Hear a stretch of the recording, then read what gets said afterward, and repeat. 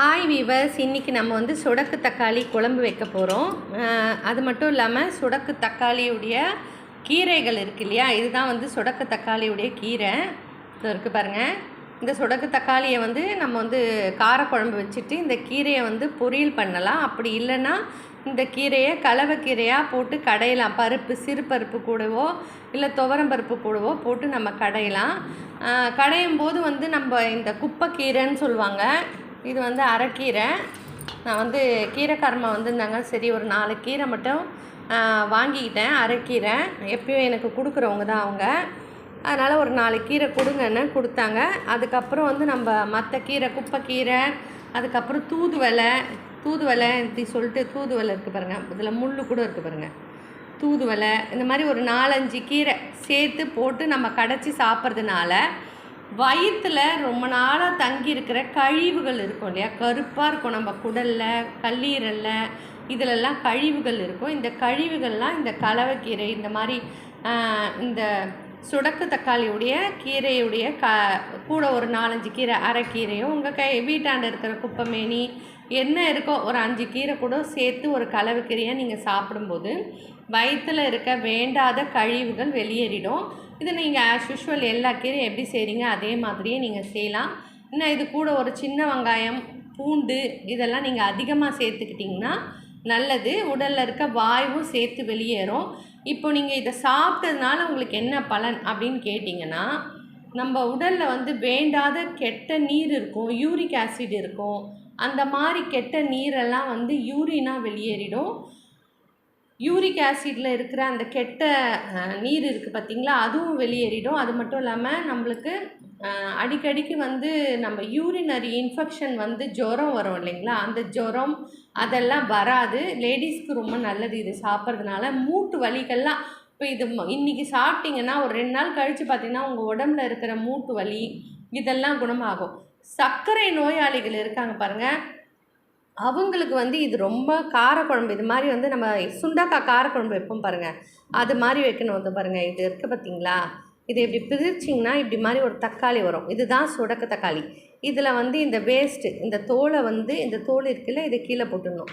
இருக்குது பாருங்கள், இதுதான். இதை எடுத்து நம்ம சுண்டக்காய் எப்படி காரக்குழம்பு பச்சை சுண்டக்காய் வைப்போம் அதே தான் இடித்து, இது பாருங்கள், இந்த மாதிரி இடிக்கல் இருக்கும், இந்த இடிக்கல்ல இந்த மாதிரி இடித்து நம்ம வந்து காரக்குழம்பு நல்லா சுண்டக்காய் காரக்குழம்பு வைக்கிறோம் பாருங்கள், அதே மாதிரியே வெங்காயம் போட்டு வதக்கிட்டு இதையும் அடுத்தது அதாவது கடுகு போட்டு தாளிச்சிடுறோம், இல்லை வடகம் இருந்தால் வடகம் போட்டு தாளிச்சிட்டு வெங்காயம் போட்டு வதக்கிட்டு இதை இடிச்சிட்டு இதையும் போட்டு வதக்கிட்டு அதுக்கப்புறம் பூண்டு போட்டு வதக்கி வதங்கின பிறகு தக்காளி போட்டு அதையும் வதக்கி அப்புறம் புளி ஊற்றி மிளகாத்தூள், மஞ்சத்தூள் எல்லாம் போட்டு நம்ம வந்து ஆஸ் யூஷுவல் எப்படி காரக்குழம்பு உங்களுக்கு சாப்பிட பிடிக்குமோ அப்படி வச்சுக்கோங்க. ஒரு சில வெந்தயம் போட்டு வைப்பீங்க, ஒரு சில துவரம்பருப்பு போட்டு வைப்பீங்க.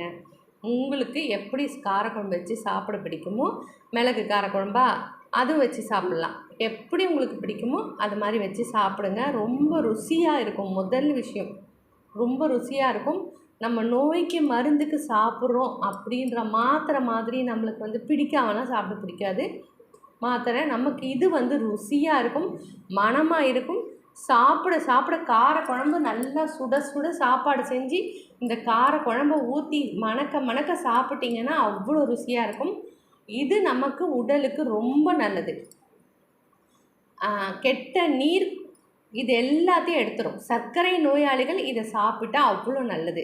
அது மட்டும் இல்லாமல் இந்த கீரை குழம்பு சொன்னேன் இல்லையா, இந்த கீரை குழம்பு ரொம்ப ஃபேட்டாக இருக்காங்க, அதாவது நீர் உடம்புல கோத்துட்டு ரொம்ப புசுன்னு இருப்பாங்க பாருங்கள், அவங்களுக்கெல்லாம் இதை சாப்பிட்டா கொஞ்சம் ஒல்லியாகுவாங்க. ஏன்னா கெட்ட நீரெல்லாம் வெளியேறிடும். அப்புறமா என்ன ஆகும், ஒல்லியாக ஆகுவாங்க. அந்த கெட்ட நீர் இது வந்து மாதத்துக்கு நீங்கள் 2 தடவை சாப்பிட்டிங்கன்னா உங்கள் உடலில் இருக்கிற கெட்ட நீர் கழிவுகள் எல்லாம் யூரியன் மூலமாக நீங்கள் பாஸ் பண்ணி வெளியே பண்ணிடலாம். இதை ஆண்களும் சாப்பிட்லாம், பெண்களும் சாப்பிட்லாம், எல்லாருக்கும் நல்லது. ஹீமோக்ளோபின் ப்ராப்ளம் இருந்தாலும் நல்லது.